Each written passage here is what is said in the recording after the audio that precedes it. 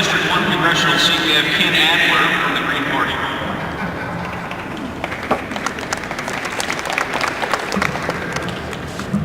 Morning. I'd like to thank the organizers for inviting me out here today to speak with you.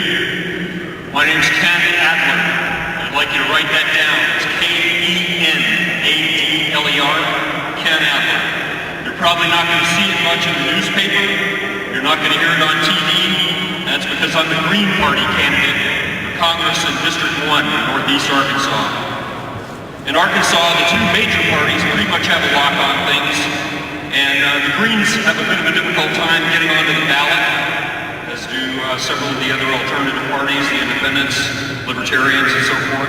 So the media kind of tends to treat us not very seriously, and I intend to change that in 2010, because I'm Ken Adler. I'm the first Green Party candidate who's going to be elected to Congress from Arkansas, and I'm a gun owner. I'm here to tell you a little bit about myself, the Green Party, and our positions on the Second Amendment. I live in Batesville. I work for Lyon College, and I play the great Highland bagpipe in the Lyon College pipe band. Some people will tell you that a bagpipe's a more dangerous weapon than a gun. Anybody know what the commonality between a bagpipe and a hand grenade is? By the time you hear it, it's too late. Yeah, the banjo player told me that joke.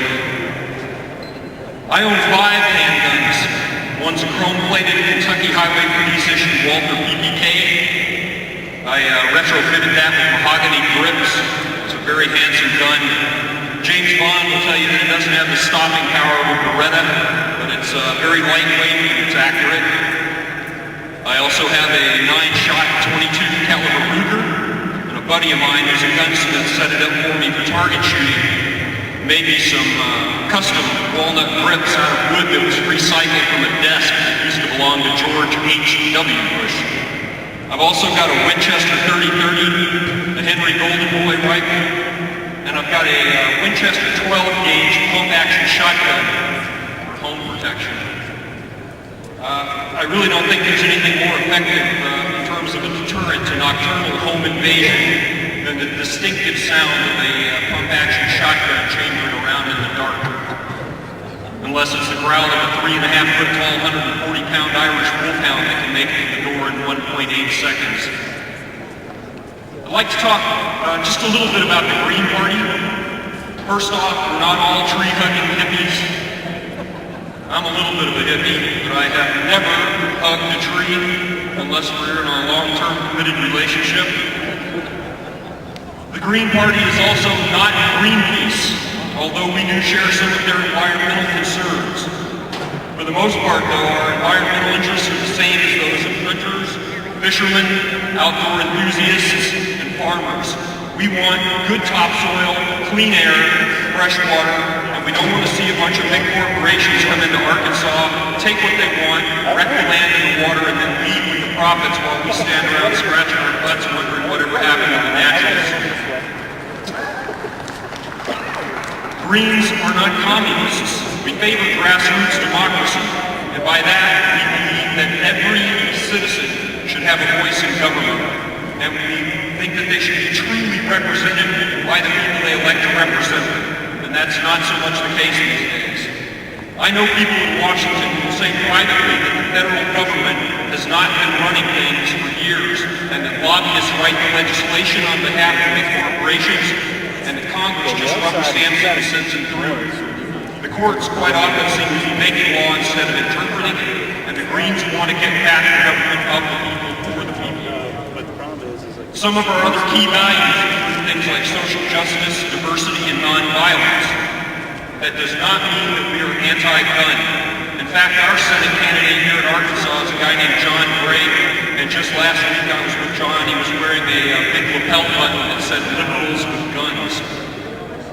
We understand that guns are tools as well as weapons, and we understand that the world can be a bad place sometimes, and that there's a need for strong defense.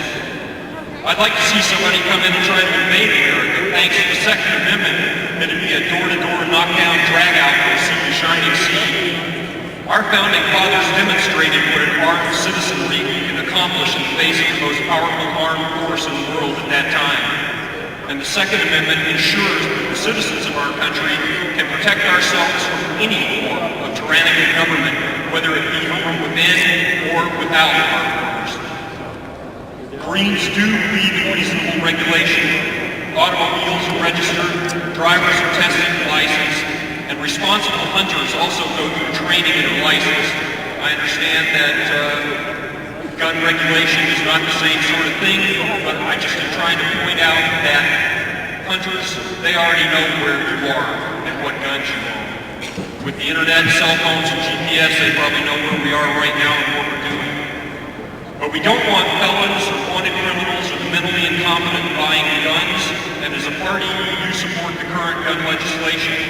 It's a bit outdated, but it's the law, and we support the law. The big argument against that legislation was that the government would be kicking down your doors and stealing your guns, but it's been 16 years since the Brady Bill passed, and I don't know anyone who's had their door kicked in or their gun confiscated. The background checks have been computerized and the waiting periods reduced to just a minor inconvenience for people who are going to come up clean. Meanwhile, it's prevented the sale of millions of guns to those whose backgrounds are not clean. The Green Party does not advocate government interference in people's lives when necessary. We do advocate adherence to the law, but remind you that laws can be changed by the people and for the people. Greens would prefer to see international differences resolved by means other than war. I'm a veteran of the United States Navy, and I personally believe that the only people who win in a war are those who make a profit by selling the goods and services necessary to make a war. We would rather not defeat the enemy but win them over to our way of thinking. Greens understand the reality of self-defense, however. We support the brave people who serve in our military, but we think that a lot of the money spent on aggression could be more wisely spent on things much needed in this country, like adequate health care for all citizens, rebuilding a failing national infrastructure, and the creation of new industries that mean more good jobs for Americans. The Green Party is the only real progressive party in Arkansas. We're progressive in the sense of Theodore Roosevelt, who recognized the dangers of corporate control of the government 100 years ago. Roosevelt stressed the equality of opportunity for all citizens. He was one of America's earliest environmentalists and was a hunter who was familiar and comfortable with guns as tools. And he's the guy that said, "Speak softly and carry a big stick. You will go far." I hope you'll leave here today with a better understanding of the Green Party and where we stand with regard to the Second Amendment. And as far as the government kicking in my door, well, if that happens, I hope they do it at night, because there is no more effective deterrent to nocturnal home invasion than the sound of a Winchester 12-gauge pump-action shotgun being wrapped up in the dark. Thanks very much. Safe travels to those of you who are going to Washington in April, and please tell them to get my office ready.